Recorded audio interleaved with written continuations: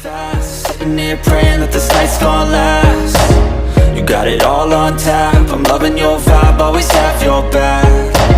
We like all the same tracks, listen all night in the sheets all black. Halo semua, salam sejahtera Malaysia. Selamat datang ke channel Fels Lifestyle. Terima kasih kerana masih setia di dalam channel ini. Tuan-tuan dan puan, sudah pasti ramai yang mengecam Perdana Menteri Datuk Seri Anwar Ibrahim berkaitan dengan isu menangani rasuah. Tetapi yang kita tahu, Datuk Seri Anwar Ibrahim di bawah tampuk pemerintahan Perdana Menteri Malaysia yang ke-10, kita dapat lihat agresifnya SPRM dan juga LHDN melakukan pekerjaan mereka. Kita juga mendengar tangkapan di sana, tangkapan di sini, pembocoran sindiket dan sebagainya. Bahkan terdapat pemimpin politik juga didakwa, terdapat pemimpin politik yang dituduh. Nah, saudara-saudara, akhirnya Perdana Menteri Datuk Seri Anwar Ibrahim menepis dakwaan-dakwaan bahawa beliau ini tidak menangani rasuah. Kerajaan Perpaduan di bawah pimpinan Datuk Seri Anwar Ibrahim tidak menangani rasuah. Akhirnya Perdana Menteri bersuara yang pasti mengejutkan Mahathir, yang pasti mengejutkan Perikatan Nasional sendiri dan parti-parti pemimpin-pemimpin daripada pembangkang. Menurut Datuk Seri Anwar Ibrahim melalui satu artikel daripada Malaysia Kini, tak benar kerajaan longgar tangani isu rasuah, kata Perdana Menteri. Perdana Menteri Anwar Ibrahim menafikan dakwaan Kerajaan Perpaduan tidak tegas terhadap permasalahan rasuah susulan keputusan Lembaga Pengampunan Wilayah Persekutuan yang mengurangkan hukuman penjara dan denda terhadap Najib Razak. Isu yang dibangkitkan konon kita langgar terhadap permasalahan rasuah itu tidak benar, katanya. Anwar berkata, proses badan kehakiman itu diteruskan dan Presiden UMNO Ahmad Zahid Hamidi tidak pernah memberi kata dua kepada dia berhubung keputusan terhadap Najib. Ada hak dia, Najib atau parti, supaya Perdana Menteri dan Lembaga Pengampunan beri timbangan, katanya pada majlis perjumpaan bersama warga Jabatan Perdana Menteri JPM di Putrajaya. Anwar berkata banyak perkara yang perlu diutamakan Kerajaan Perpaduan. Antaranya, kata Perdana Menteri lagi, berhubung soal ekonomi dan penyelarasan gaji penjawat awam. Nah, berkaitan dengan keputusan soal ekonomi dan penyelarasan gaji penjawat awam, sudah pasti ini dinantikan 30 juta rakyat Malaysia. Tetapi berkaitan dengan isu pengampunan Najib, sudah pasti kita dapat lihat Datuk Seri Anwar Ibrahim tidak menjadi bukannya menyokong rasuah, tetapi beliau ini adalah seorang Perdana Menteri yang ingin menangani rasuah yang berlaku di Malaysia. Lagipun Datuk Seri Anwar Ibrahim dalam kenyataan sebelum ini, selepas beliau berkata, kecaman dan kritikan pengampunan Najib mesti dihentikan, penjelasan Datuk Seri Anwar Ibrahim sendiri menyatakan bahawa keputusan itu perlu dihormati kerana ia bukan sahaja dibuat berlandaskan undang-undang, malah atas belas ihsan yang di Pertuan Agong sebelum ini. Jadi kenapa nak cakap Perdana Menteri ini terlibat menyokong rasuah? Kenapa nak cakap Datuk Seri Anwar Ibrahim ini tidak menangani rasuah, sedangkan keputusan daripada Lembaga Pengampunan itu yang kita dapat lihat adalah atas belas ihsan yang di Pertuan Agong. Jadi saudara-saudara, apa komen anda berkaitan dengan isu ini? Sekian saja, teruskan bersama di dalam channel ini. Jangan lupa tekan butang like, share, dan juga anda dipersilakan untuk subscribe. Halo semua, salam sejahtera Malaysia. Selamat datang ke channel Fels Lifestyle. Info padu, info hangat disediakan di dalam channel ini. Tuan-tuan dan puan yang amat dihormati, berkaitan dengan isu pengampunan Najib, berkaitan dengan UMNO hari ini, terdapat satu ulasan daripada Syahbudin Husin ataupun syahbudin.com.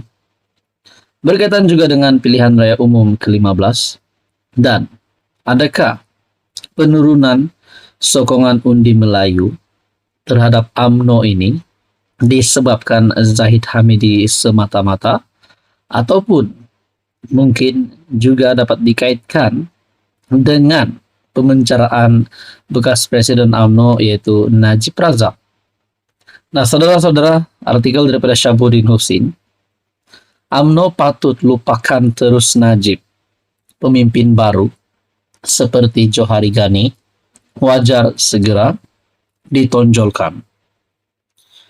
Sebagai parti yang saya pernah aktif dan memegang jawatan di dalamnya, sejujurnya saya berasa UMNO dalam keadaan yang sangat malang ketika ini.